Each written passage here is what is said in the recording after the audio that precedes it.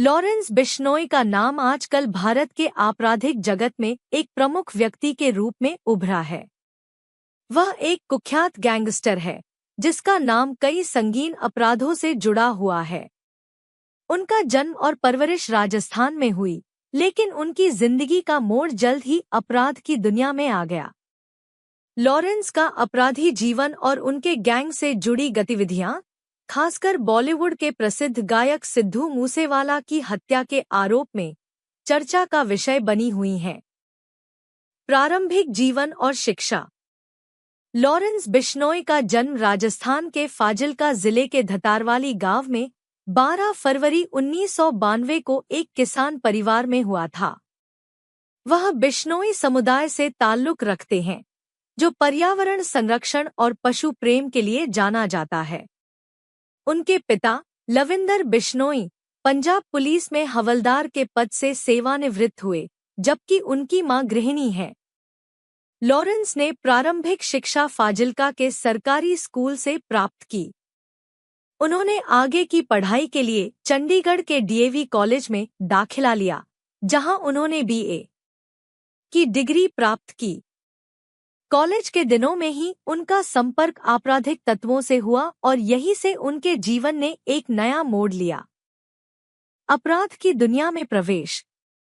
Lawrence Bishnoi के आपराधिक जीवन की शुरुआत उनके कॉलेज के समय से मानी जाती है। चंडीगढ़ में छात्र राजनीति में उनकी दिलचस्पी ने उन्हें अपराध की दुनिया के करीब लाया। 2010 में वे छात्र राजनीति में सक्रिय हो गए और छात्र संघ के चुनावों में भाग लिया। इसी समय उन्होंने पंजाब विश्वविद्यालय छात्र संघ (पुसू) के लिए चुनाव लड़ा। यहां से उनका संपर्क कई संगठित अपराधियों से हुआ और उन्होंने एक आपराधिक संगठन की नींव रखी। पहली बार उनका नाम 2010 में चंडीगढ़ में दर्ज एक मारपीट के मामले में सामने आया। इसके बाद धीरे धीरे लॉरेंस ने अपने संगठन को बढ़ाना शुरू किया और वह कई राज्यों में सक्रिय हो गया। इस संगठन का मुख्य उद्देश्य रंगदारी वसूलना और संगठित अपराध को बढ़ावा देना था। गैंग और अपराधी गतिविधियां। लॉरेंस बिश्नोई का नाम विशेष रूप से उसके गैंग की क्रूर गतिविधियों और मुठभेड़ों के लिए कुख्यात है। उनका गैंग मुख्य रूप से पंजाब, हरियाणा, राजस्थान और दिल्ली एनसीआर क्षेत्रों में सक्रिय है। इस गैंग के सदस्य ज्यादातर युवा होते हैं, जो अपराध की दुनिया में अपनी पहचान बनाने के लिए शामिल होते हैं। लॉरेंस के गैंग का मुख्य उद्देश्य है रंगदारी वसूलना, हत्या और संगठित अपराध के जरिए अपनी सत्ता कायम रखना।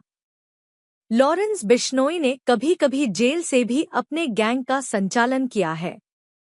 जेल में रहते हुए भी उनके अपराधी गतिविधियों में कोई कमी नहीं आई। उन्होंने जेल के अंदर से ही अपने दुश्मनों और विरोधियों को मारने के लिए हत्याएं करवाने का आरोप झेला है। सिद्धू मूसेवाला की हत्या में भूमिका। लॉरेंस बिश्नोई का नाम सबसे अधिक सुर्खियों में तब आया जब प्रसिद्ध पंजाबी गायक सिद्धू मूसेवाला की हत्या में उनकी गैंग का नाम सामने आया। 29 मई 2022 को सिद्धू मूसेवाला की दिनदहाड़े हत्या कर दी गई थी और इस हत्या की जिम्मेदारी लॉरेंस बिश्नोई गैंग ने ली थी। इस घटना के बाद लॉरेंस बिश्नोई पर न केवल पंजाब और हरियाणा बल्कि पूरे देश की पुलिस का दबाव बढ़ गया। सलमान खान को धमकी। लॉरेंस बिश्नोई का नाम पहली बार राष्ट्रीय स्तर पर तब आया जब उन्होंने बॉलीवुड के सुपरस्टार सलमान खान को जान से मारने की धमकी दी। इस धमकी का कारण था 1998 में काले हिरण के शिकार का मामला, जिसमें सलमान खान अभियुक्त थे। बिश्नोई समुदाय काले हिरण को पवित्र मानता है और इसी वजह से लॉरेंस ने सलमान को मारने की धमकी दी थी। इसके बाद सुरक्षा एजेंसियों ने सलमान खान की सुरक्षा बढ़ा दी थी। कानूनी कार्रवाई और जेल जीवन। लॉरेंस बिश्नोई को कई बार गिरफ्तार किया गया है, लेकिन उनकी गतिविधियों में कोई कमी नहीं आई। वे राजस्थान, पंजाब, हरियाणा, दिल्ली और अन्य राज्यों की जेलों में समय समय पर बंद रहे हैं। हालांकि जेल में रहते हुए भी उन्होंने अपने गैंग के संचालन को रोका नहीं। वे जेल से ही अपने शार्प शूटर्स को निर्देश देते रहे हैं और उनके द्वारा की गई हत्याएं और रंगदारी वसूली का क्रम चलता रहा है। निजी जीवन। लॉरेंस बिश्नोई के निजी जीवन के बारे में बहुत अधिक जानकारी उपलब्ध नहीं है, क्योंकि वे अधिकांश समय जेल में ही रहे हैं और उनका अधिकतर जीवन आपराधिक गतिविधियों में ही व्यतीत हुआ है। उन्होंने अब तक शादी नहीं की है और उनके परिवार के सदस्य, खासकर उनके माता-पिता, उनके आपराधिक जीवन से काफी आहत हैं। उनके पिता ने कई बार सार्वजनिक रूप से उनके खिलाफ की गई कानूनी कार्रवाइयों को सही ठहराया है। निष्कर्ष।